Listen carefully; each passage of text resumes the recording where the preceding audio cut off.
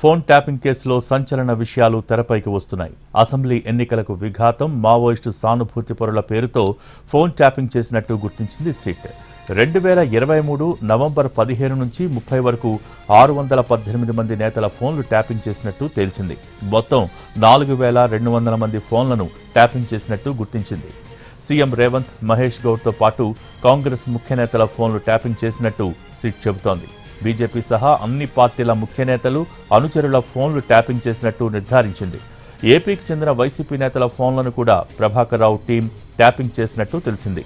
వైసీపీకి చెందిన గురజాల మాజీ ఎమ్మెల్యే కాసు మహేష్ రెడ్డి ఫోన్ ట్యాపింగ్ చేసినట్టు చెబుతోంది సిట్.